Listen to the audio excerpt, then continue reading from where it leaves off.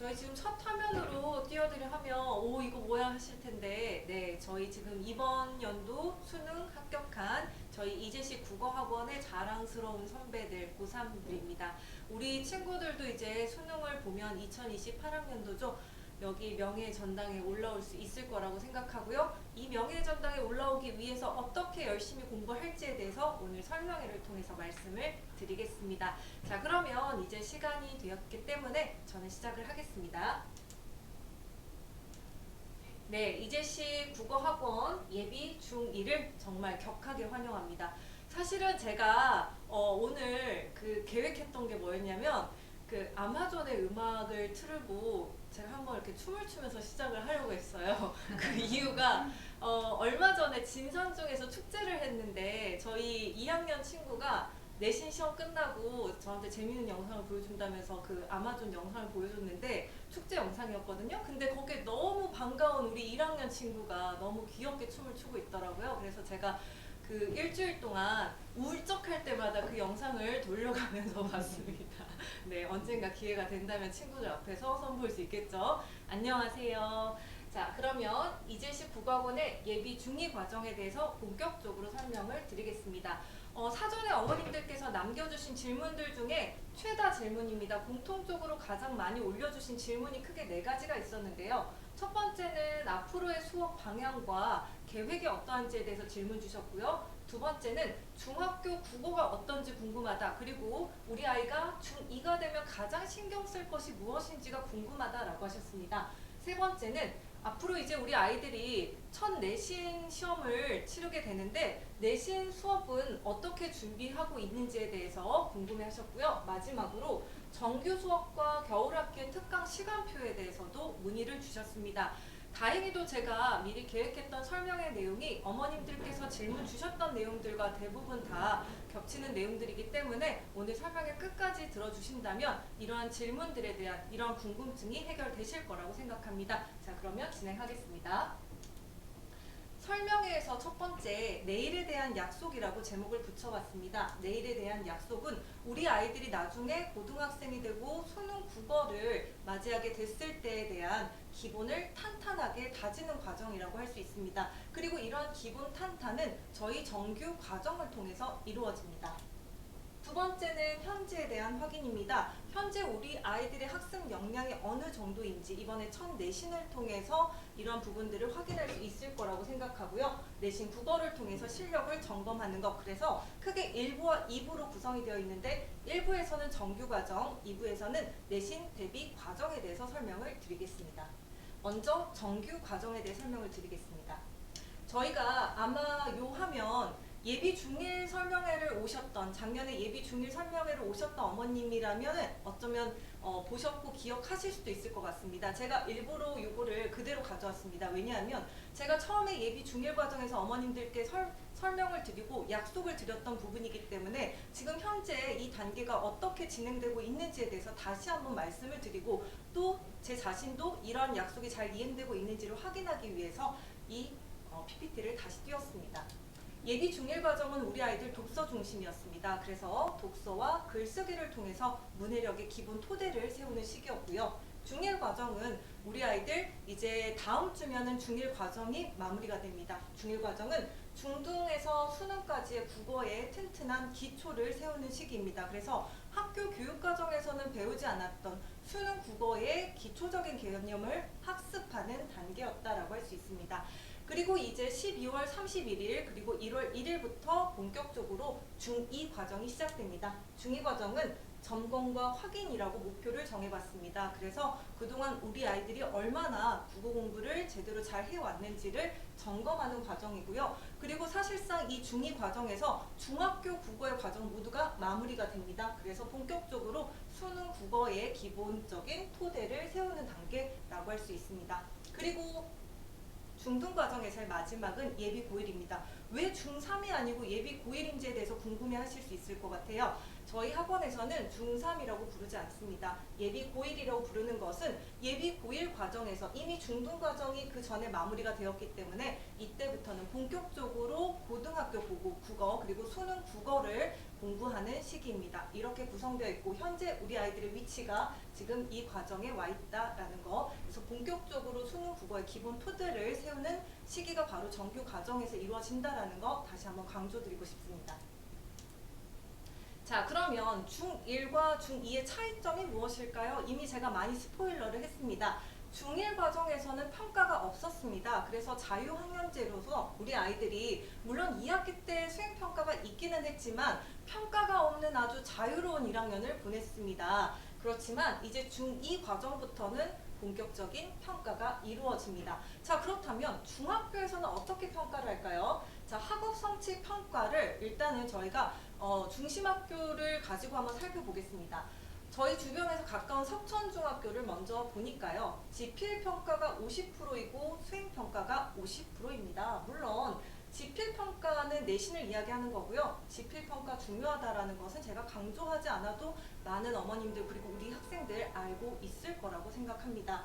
그리고 사실 지필평가의 경우에는 아이들이 한두 문제 틀리는 것에 대해서도 굉장히 민감하게 반응을 합니다. 그런데 실제로 수행평가의 경우에 지필평가와 같은 비중임에도 불구하고 이것이 바로 성적이 나오는 것이 아니고 또 이렇게 3회에 걸쳐서 학기당 3회에 걸쳐서 이루어지기 때문에 아이들의 긴장감이 굉장히 낮은 편입니다. 그 사실은 상위권 아이들 친구들 같은 경우에는 수행평가를 미리 꼼꼼하게 잘 챙기는 데 비해서 그렇지 않은 친구들은 이런 수행평가를 챙겨야 된다라고 하는 인식이나 또는 습관이 잘 되어 있지 않은 경우가 많습니다. 그래서 저희 학원에서는 수행평가의 경우 어느 정도 의무적으로 강제적으로 아이들이 준비하기 위한 커리큘럼을 저희 교육과정 안에 이미 포함을 시켰습니다.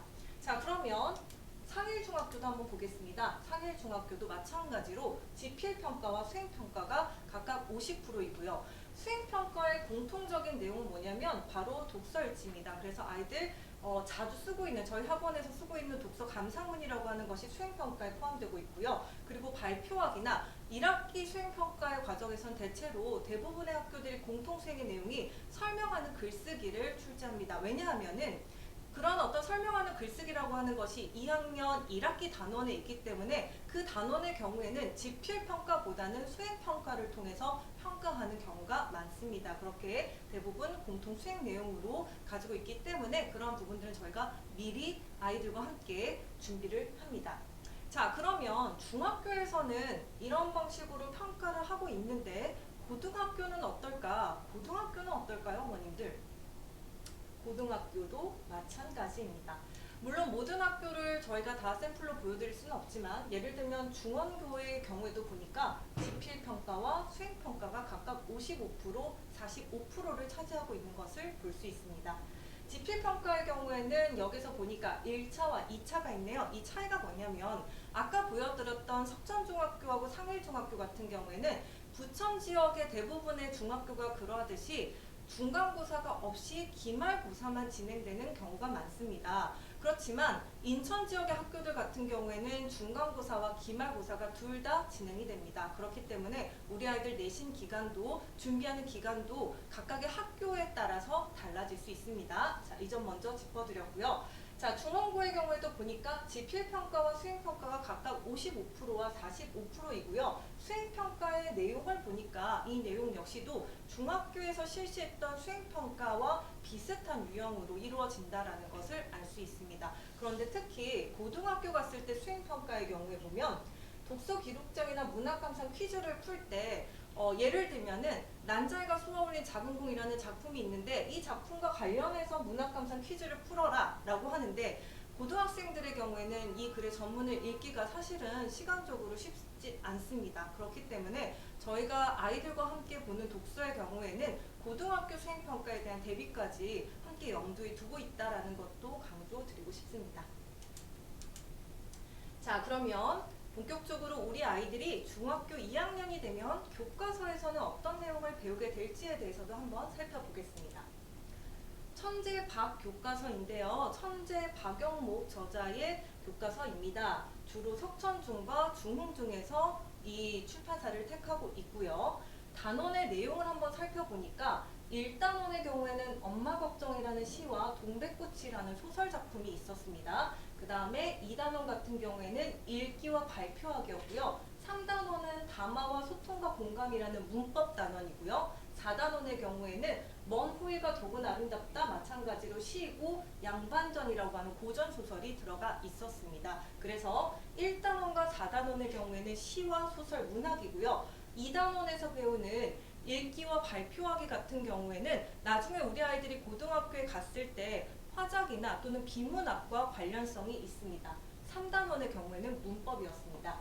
자, 2학기 과정을 보니까 마찬가지로 1단원에서는 시와 소설을 배웠고요. 그 다음에 여기서는 2단원에서 한글 창제 원리라는 문법을, 3단원에서는 설명하는 글쓰기, 4단원에서는 매체에 대한 평가였습니다. 자, 그래서 순서는 달라졌지만 1단원에서 4단원까지 2학년 1학기 과정과 2학년 2학기 과정은 공통적으로 문학 시와 소설을 다뤘고요. 그리고 문법에서는 담화와 한글 창제였고요. 그리고 설명문과 매체에 대한 이해가 있었습니다. 자, 그러면 천재노 출판사도 살펴보겠습니다. 천재노 출판사는 진산중과 구산중에서 주로 사용을 하고 있습니다. 자, 여기에서 보니까 1단원 마찬가지로 엄마 걱정이라고 하는 아까 천재박에서 살펴봤던 시와 겹칩니다. 그리고 여기에서 동백꽃이라는 소설 작품도 마찬가지로 겹치고 있습니다. 그래서 1단원의 경우에는 시와 소설, 2단원 설명, 4단원 매체, 3단원 담화 문법이었고요. 정확한 발음과 표기라고 하는 문법 단원이 아까 천재박과는 다르게 여기에서는 1학기 때 이루어지고 있다는 거 확인할 수 있습니다. 2학기 과정에서도 시와 양반전 고전 소설이었고요. 그리고 4단원에서 시나리오가 들어가 있습니다. 2단원에서 읽기였고 3단원에서는 한글 창제가 들어가 있습니다. 종합해 보면 천재박과 천재노는 저자가 다르지만 단원의 목표라든지 또는 배우는 내용, 작품이 비슷하게 겹친다라는 것을 확인해 볼 수 있었습니다. 미래엔 출판사를 보니까 미래에는 상일중과 부일중에서 주로 사용하는 출판사이고요. 여기서도 1단원에서는 시와 그리고 수필이 나와 있고요. 그리고 2단원에서 읽기, 3단원에서는 한글 창제라는 문법, 4단원에서는 시와 소설이 있었습니다. 2학기에서도 시와 소설 그리고 문법 담화와 그리고 올바른 발음과 표기라고 하는 문법이 2번 나와 있었습니다. 자, 그래서 중학교의 경우에 보면은 일단은 출판사가 다르다라고 하더라도 단원별 목표나 그 내용에 있어서 크게 다르지는 않는다라는 것을 확인해 볼 수 있었습니다. 자, 그렇다면 출판사별로 문학 작품의 수가 우리 아이들이 중학교 2학년뿐만 아니라 중학교 1학년부터 3학년까지 전체 과정에서 어느 정도의 작품을 보게 될지에 대해서 한번 보겠습니다. 현대시의 경우에 천재박, 천재노, 미래에 평균적으로 3년 과정 동안 20작품을 보게 되고요. 그리고 현대소설 9작품, 고전시 한두 작품, 그리고 고전소설도 한두 작품을 보게 됩니다. 우리가 수능 국어라고 하는 것은 아이들이 국어에 대한 기본적인 개념에 대한 이해와 그리고 문해력을 바탕으로 낯선 작품을 만났을 때도 그것을 충분히 이해하고 적응해낼 수 있는 능력을 평가합니다.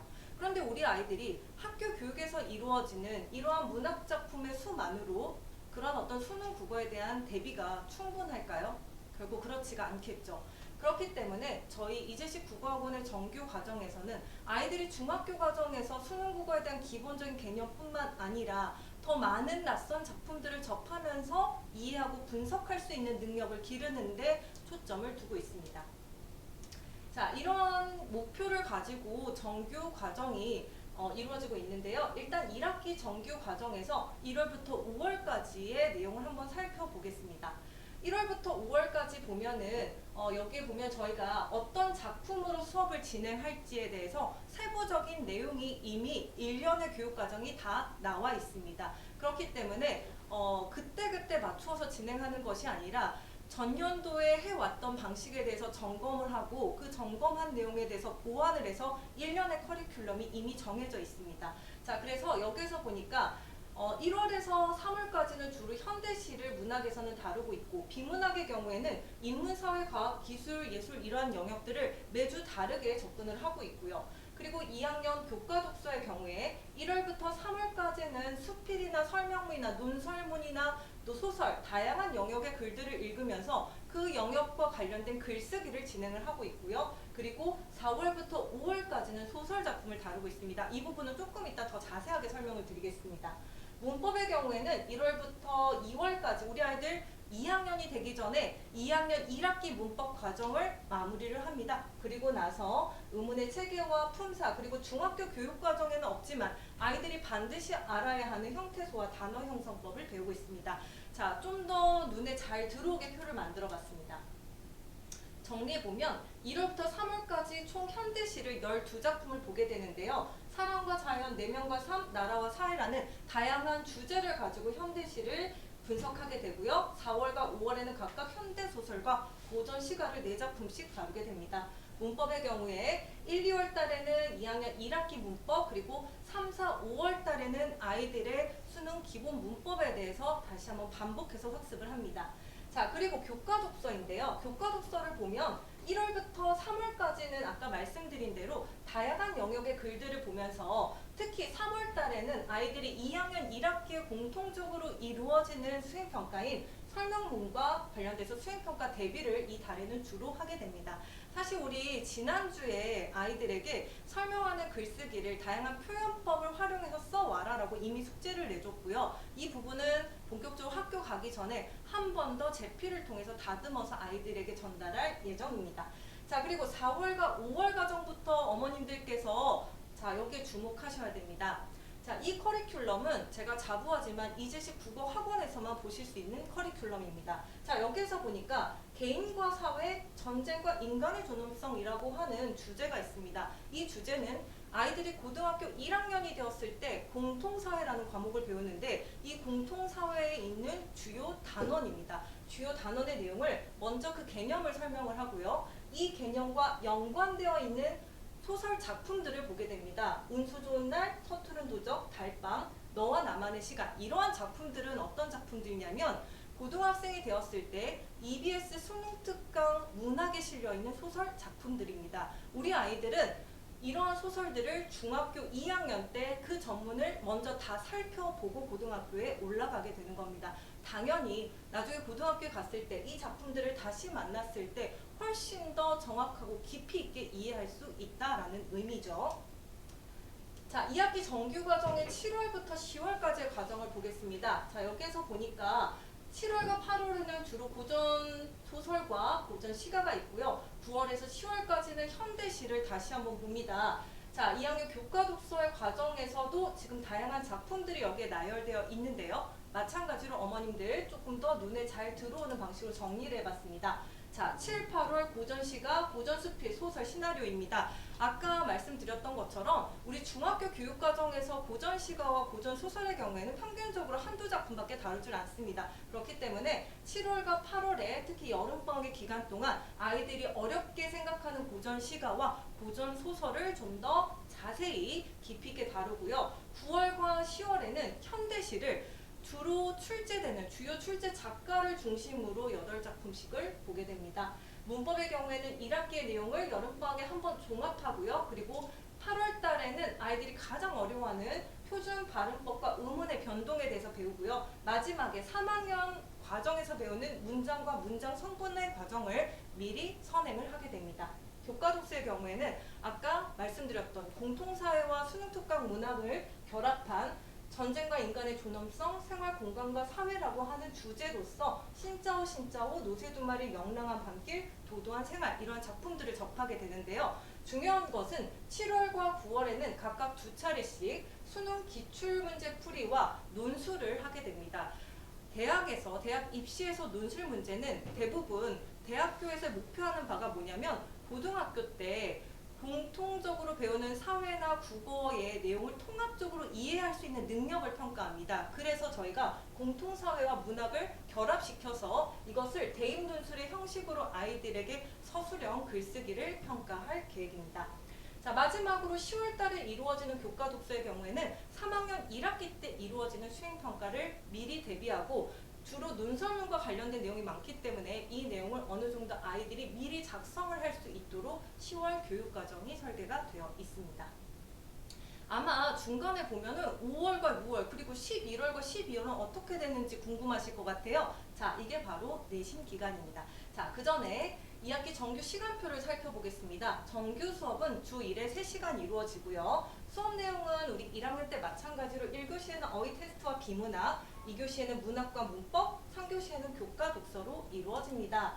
그리고 시간표에 대해서 문의를 주셨는데 저희가 원래는 토요일에 9시, 1시, 4시 그리고 일요일 4시 타임이 있었는데요. 저희가 일요일 1시에 대한 문의가 많으셔서 12월 31일, 1월 1일부터는 일요일 1시도 새롭게 개설을 하게 되었습니다. 그렇기 때문에 기존에 일요일 1시에 대해서 조금 시간표를 옮기고 싶었다라고 하시는 부모님들 있으시면 이 시간으로 옮기셔도 좋을 것 같습니다. 그래서 시간표 다시 한번 확인해 주시고요.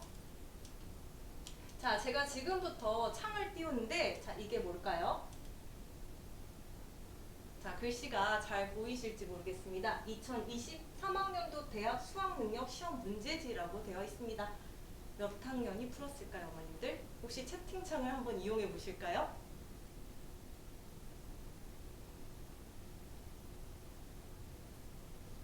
제가 이 문제를 푼 친구에게 미리 이야기를 했습니다. 선생님, 네 얘기를 좀 할 거야. 혹시 듣더라도 부끄러워하지 마 라고 이야기했는데요. 저희 1학년 친구가 올해 수능 시험지를 풀었습니다. 그리고 82점의 점수를 받았는데요. 82점이면 수능 2등급 정도 된다라고 볼 수 있습니다.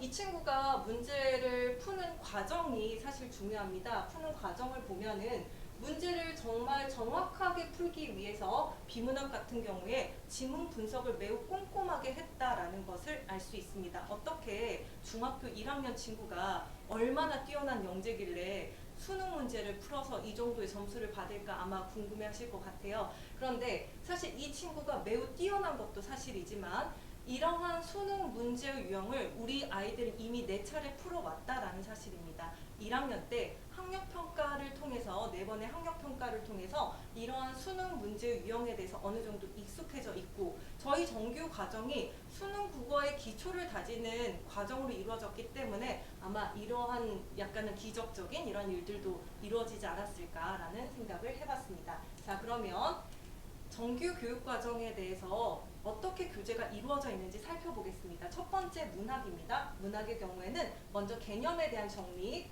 그리고 그 개념을 적용한 문제풀이, 그리고 개념에 대한 확인 이렇게 구성이 되어 있습니다.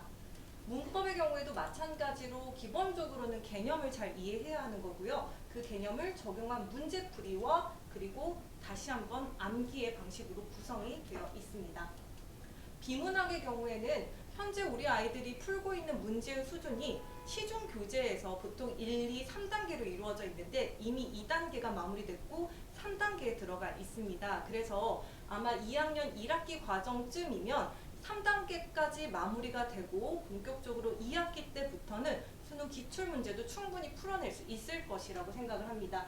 비문학의 경우에서 가장 중요한 건 뭐냐면 문제에 대한 정확한 이해 이전에 지문에 대한 독해입니다. 지문에 대해서 정확하게 독해하기 위해서 아이들에게 수업 시간에 강조하는 것이 있습니다. 반드시 지문의 각각의 문단마다 핵심어를 찾고 핵심 문장을 중심으로 해서 문단 유지, 요약을 하도록 하는 것입니다. 그래서 이러한 독해 과정을 통해서 아이들의 문해력뿐만 아니라 서술할 수 있는 능력까지도 길러진다는 거고요. 실제로 고등학교 수행평가에서 예를 들면 비문학 지문 20개를 주고 20개의 논지를 요약해와라 라고 하는 그런 수행평가도 있습니다. 아이들에게 물어봤습니다. 얘들아, 고등학교 가면은 이런 방식으로 수행평가가 나온다는데 어떨 것 같아?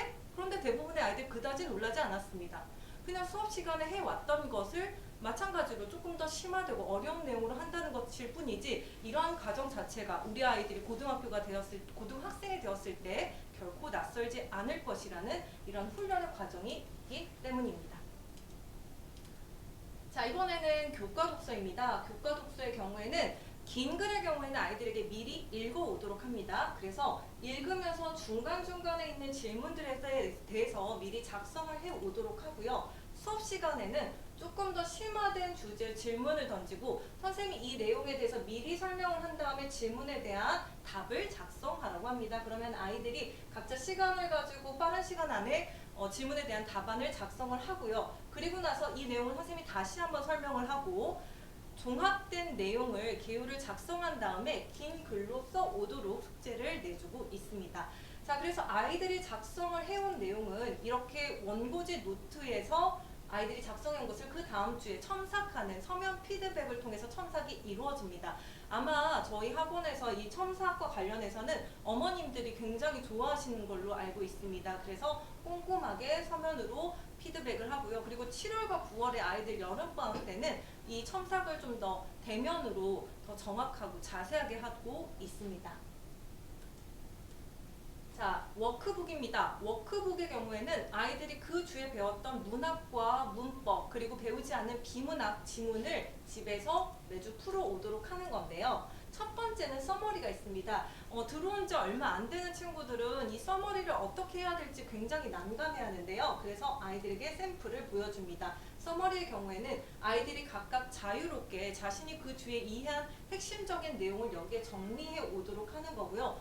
서머리를 해오지 않은 친구들 같은 경우에는 반드시 그날 이것을 마무리하고 확인을 받고 귀가할 수 있도록 하고 있습니다. 그래서 아이들이 서머리를 하고 문제를 풀고요. 그리고 문제를 푼 것을 저희가 다 걷어서 조교 선생님께서 직접 채점을 하십니다. 그러면 채점한 내용을 아이들에게 전달을 하고 아이들은 집에 가서 그 수업이 끝난 주차에 선생님이 단톡방에 해설지를 올려주면 해설지를 보면서 각자가 오답 정리를 해오는 것까지 그 다음 시간에 점검을 하면 워크북 과제에 대한 점검이 마무리가 됩니다.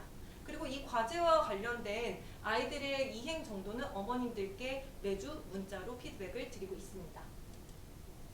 자, 이번 연도부터 저희가 2023년도부터 처음으로 중학교 2학년 과정에서 실시하고자 하는 것이 있습니다. 먼저 진단평가입니다. 진단평가는 뭐냐면 저희가 1학년 때까지는 4차례의 학력평가를 통해서 아이들의 실력을 점검을 해왔고요. 2학년의 경우에는 사실 내신이 시작하기 때문에 학원에서 별도의 평가를 하지는 않았습니다. 하지만 아이들이 워크북을 아무리 그 오답 정리까지를 잘 해온다고 하더라도 그걸 정말로 제대로 잘 이해했는지에 대한 점검이 필요하고 또 아이들의 밀착 지도가 필요하다라는 판단하에 원래평가를 진행하려고 계획하고 있습니다. 그래서 원래평가의 내용은 문학과 문법, 비문학 총 25문제로 구성하려고 계획하고 있고요.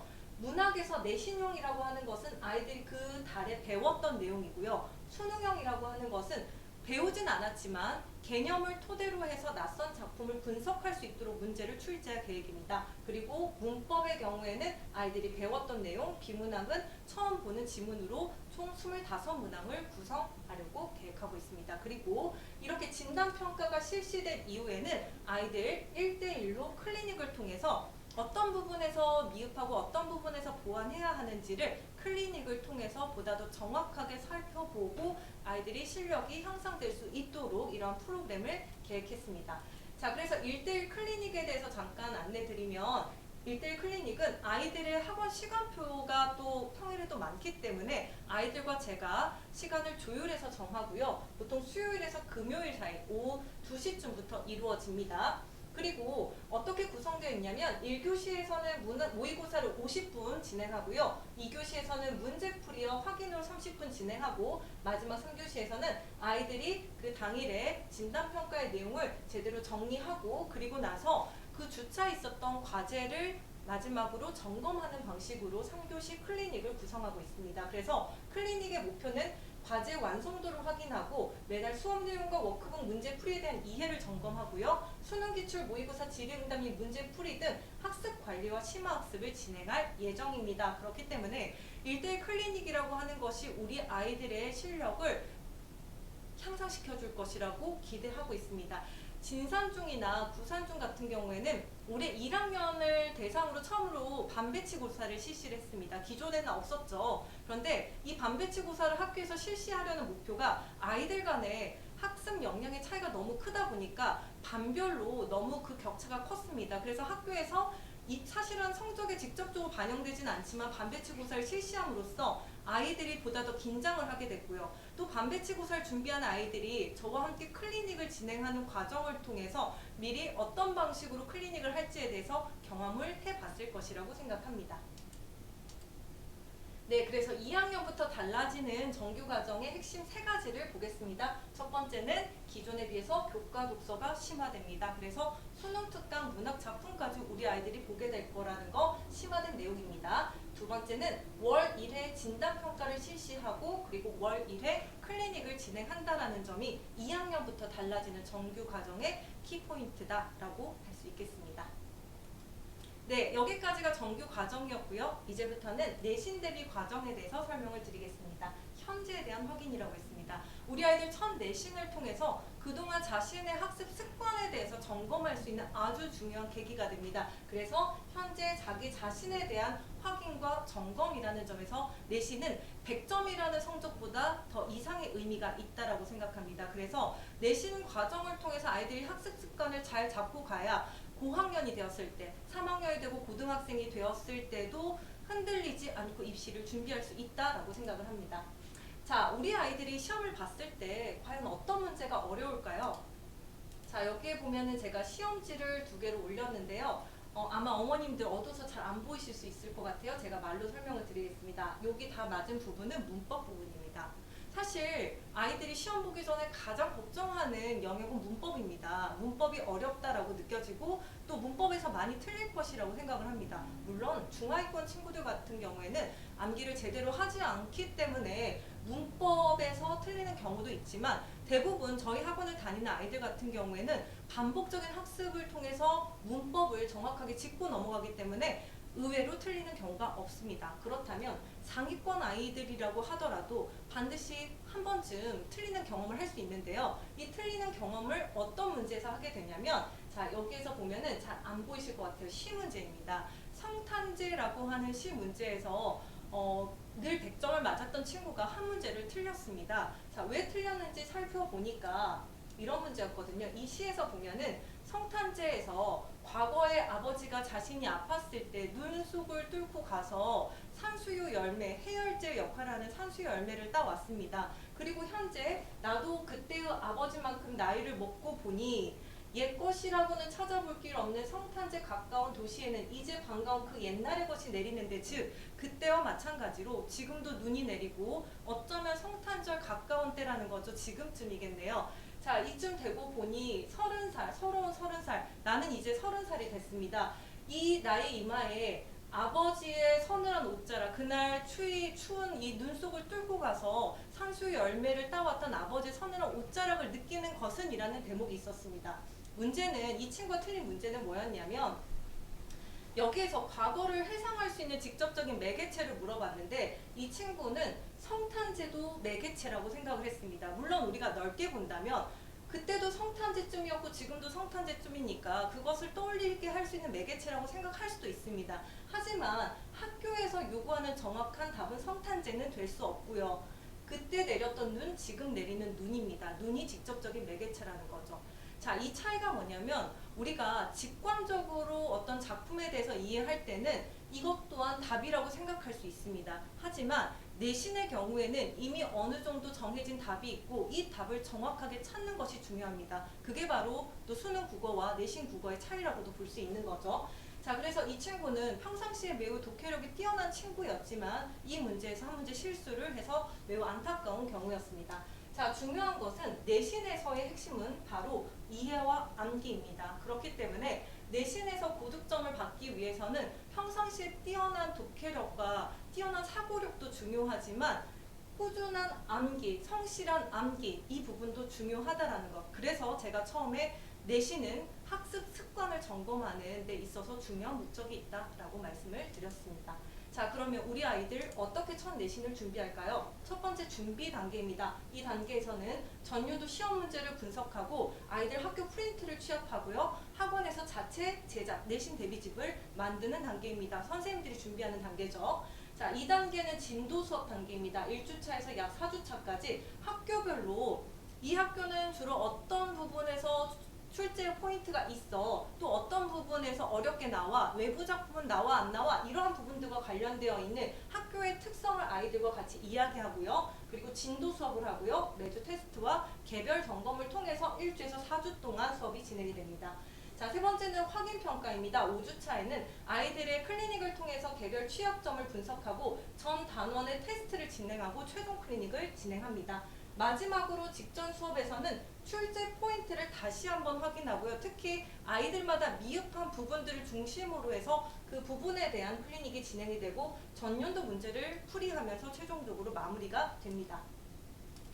자, 그래서 내신 대비 학교별 OT가 진행될 때 이렇게 어머님들께 앞으로 어떻게 수업을 진행하려고 하고 테스트와 과제와 클리닉은 어떤 방식으로 진행하려고 하는지에 대해서 미리 안내문을 보내드리고요. 이 부분은 아이들과 첫 시간에 같이 숙지를 합니다. 그래서 학교별 일정 확인과 주차별 진도 계획과 그리고 과제를 이행하는 방식에 대해서 강조를 하는데요. 그 이유가 아이들이 과제 양이 많아지면서 문제는 풀어오는데 채점을 제대로 하지 않는다거나 또는 채점은 했는데 오답 정리를 해오지 않는 경우가 많습니다. 그러다 보면 틀린 문제에서 또 틀리고 또 틀리는 그런 반복적인 일이 발생합니다. 그래서 문제를 많이 푸는 것도 중요하지만 정확하게 푸는 것, 본인이 정확하게 이해하는 것을 주안점으로 두고 있습니다. 마지막으로 클리닉 일정을 서로 정하는 방식으로 오리엔테이션이 이루어집니다.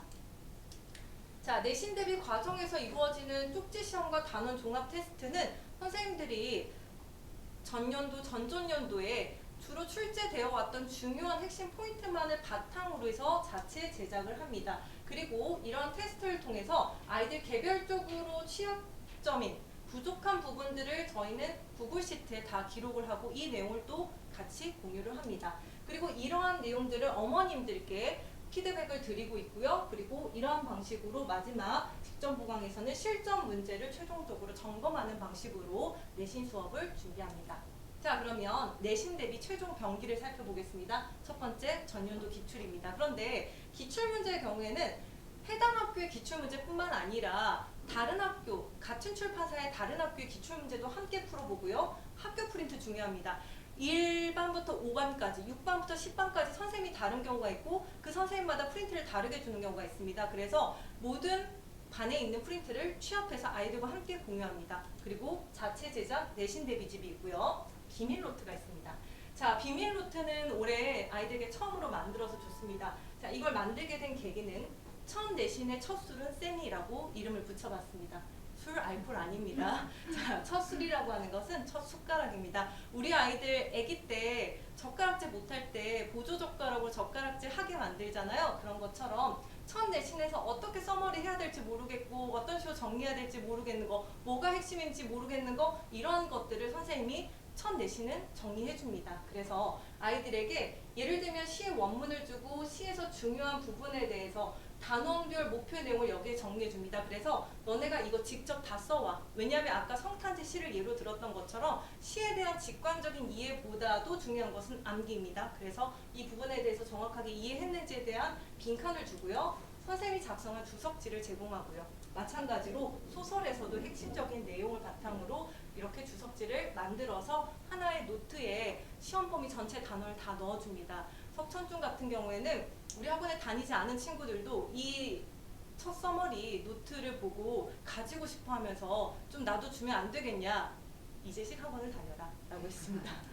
자, 내신 기간의 학부모 피드백입니다. 어머님들께 매주 과제에 대해서 안내를 드리고요. 우리 아이의 단원별 테스트 결과와 그리고 미흡한 부분에 대해서 안내를 드리고 있습니다. 그리고 시험이 끝난 이후에는 학교별로 분석을 합니다. 그래서 분석한 내용을 바탕으로 해서 어머님들께 전달드리는 것도 중요하지만 우리 아이들 그리고 또 이러한 것들을 저희가 매해 쌓아가면서 그 학교에 대한 대비를 더 철저하게 하려고 하는 방식 중에 하나입니다.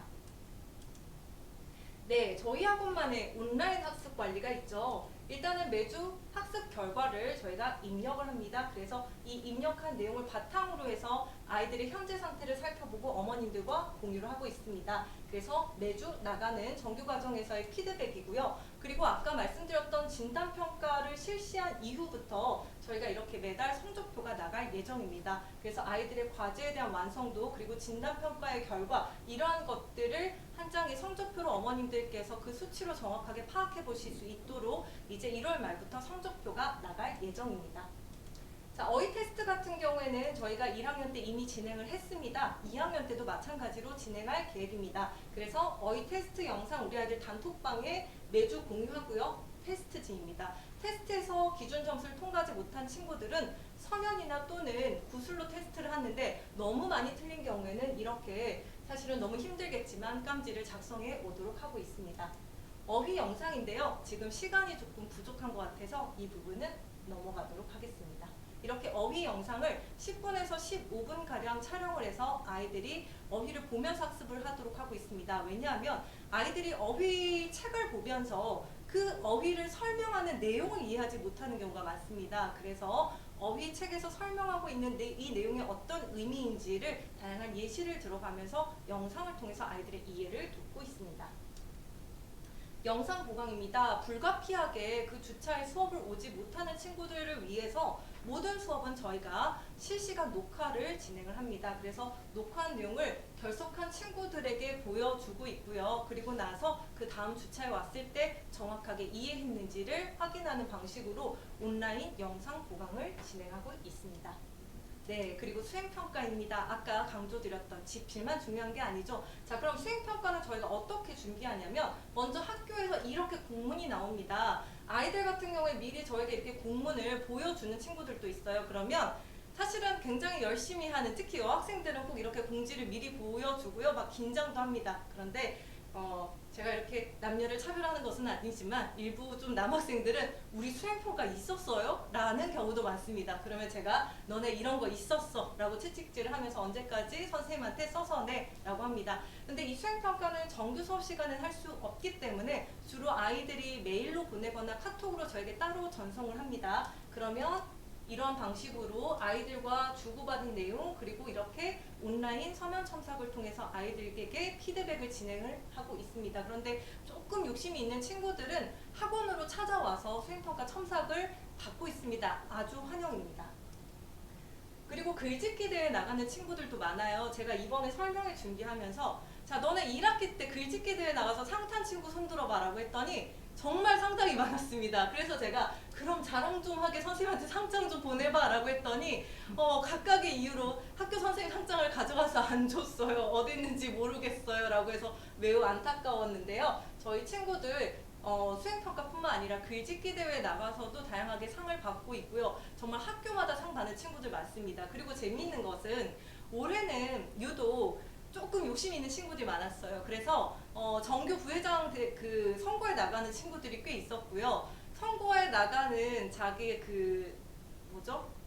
글을 써서 연설문을 써서 첨삭을 해달라는 친구들도 있었고요. 또 과학 동아리를 들어가고 싶은데 자기소개서를 첨삭해달라는 친구들도 많았습니다. 우리 아이들 고교학점제 세대이고 그 어느 세대보다 자기주체성이 중요합니다. 그래서 아주 바람직한 방향성이라고 생각하고 그 어떤 글이든 아이들에게 도움이 될 수 있는 글의 형태는 첨삭이 이루어진다라는 사실을 다시 한번 강조드리고 싶습니다. 네, 이제 마지막입니다. 이건 중2 너희에게만 줄게 라고 제목을 붙여봤습니다. 어느 날 어떤 친구가 쉬는 시간에 혼자 노트에 이런 것들을 작성하고 있더라고요. 시를 작성하고 이 시에 주석지를 달고 있었습니다. 문학소녀인 줄 알았습니다. 실명을 밝혀도 되겠죠? 우리 양정원이라는 친구가 이것을 쓰고 있었습니다. 그리고 저에게 시 주석 해설지를 써서 달라고 했어요. 그래서 제가 써서 주기도 했는데요. 이 친구에게 물어봤어요. 우리 정원이 시 좋아하는구나. 시를 싫어한다라고 합니다. 슬프게도 시를 좋아하지 않았습니다. 하지만 이 친구는 자기만의 방식으로 시와 친숙해지려고 하고 이것을 공부하려고 노력하는 친구였습니다. 그래서 그 친구에게 제가 호언장담을 했습니다. 선생님이 시 노트를 만들어 줄게.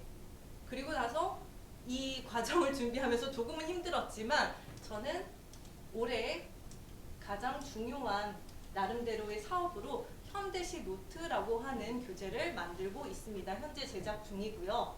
현대시 노트라고 하는 것은 우리 아이들이 사실은 문학에서 나중에 수능 문학에서 대응 능력을 잘 갖추기 위해서는 최대한 낯선 작품을 분석하는 자기만의 어떤 사고력이 있어야 합니다. 그렇기 때문에 저희가 이 시 노트를 제작을 하게 되었고요. 시즌 1의 경우에는 파트 1, 2, 3로 나누어지는데 첫 번째 성찰과 깨달음, 부정적 현실에 대한 극복 의지, 상호 텍스트 맥락 살피기라고 하는 목표를 가지고 있습니다. 이 시들은 다 아이들이 고등학교에 갔을 때 보게 될 시이고요. 아이들이 거의 대부분 처음 보는 시입니다. 처음 보는 시이지만 이 시에서 말하는 사람이 누구이고 이 사람은 현재 어떤 상황에 처해 있고 어떤 감정을 가지고 있고 그래서 어떤 태도를 보이는지에 대해서는 아이들이 기본적인 개념만 알고 있다면 충분히 작성을 할 수 있습니다. 제가 원하는 것은 이 시에 대한 정확한 해석이 아니라 아이들 각자가 이 시를 보면서 이해하고 판단할 수 있는 사고력입니다. 그래서 이것을 작성해 오고 마지막에 보면 마음에 든 식구와 이유도 있습니다. 이것을 자유롭게 작성해 온 것을 제가 정확하게 해설지를 제공하고 해설지뿐만 아니라 이렇게 영상을 제공할 예정입니다. 자, 우리 친구들 오늘 보게 될 첫 번째 시 작품은 흔들리며 피는 꽃이라는 도종원 시인의 작품입니다. 여러분들이 이 시의 전문을 읽은 적은 없었겠지만 그래도 아마 시의 몇 문장들은 익숙하다라고 느꼈을 것 같아요. 자, 그러면 선생님이랑 지금부터 자, 이렇게 아이들에게 해설 영상을 통해서 다시 한번 본인이 자유롭게 해석한 내용과 그리고 보다 더 정확하게 살펴봐야 되는 내용을 비교해서 볼 수 있도록 시 노트를 지금 제작하고 있고 아마 1월 셋째 주부터 시작할 예정입니다. 자, 그래서 이러한 과정을 통해서 우리 아이들이 나중에 고등학교 입시를 준비하게 됐을 때 사실은 2028학년도 수능은 어떻게 될지 지금 정확하게 정해지지 않았습니다. 중요한 것은 1학년 때, 고1 때 내신이 중요하다는 사실과 그리고 지금보다는 훨씬 더 깊이 있는 문해력이나 사고력이 중요하다는 것입니다. 그래서 이러한 부분들에 대해서 우리 아이들의 능력을 키워주기 위해서 준비하고 있습니다. 이 시에서 보면은 흔들리지 않고 피는 꽃이 어디 있으랴 이 세상 그 어떤 아름다운 꽃들도 다 흔들리면서 피었나니 흔들리면서 줄기를 곱게 세웠나니 라고 했습니다. 딱 우리 아이들이 생각이 났습니다. 공교롭게 첫 시로 이 시를 꼽았는데요. 그래서 우리 아이들 모두 다 지금 흔들리면서 성장하는 중이라는 거죠. 자, 마지막으로 겨울학기 문학 특강만 살펴보겠습니다. 주일에 2시간 30분 진행하고요. 1월 10일 목요일에 개강합니다. 문학 특강을 진행하는 선생님은 박인혜 선생님이시고요. 지금 2학년 저와 같이 수업을 진행하시는 선생님이십니다. 아마 문법 DNA 깨우기라고 하는 천재교육의 교재로 진행을 할 예정이고요.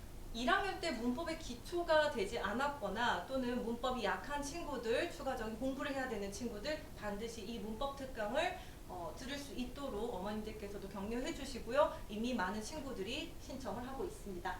네, 제가 전달드릴 정보는 여기까지고요. 아까 얘기했던 마지막으로 이 시의 문구를 가지고 설명회는 마치도록 하겠습니다. 흔들리며 피는 꽃 2023년 이재식 국어학원의 중2는 반드시 성장하고 꽃을 피웁니다.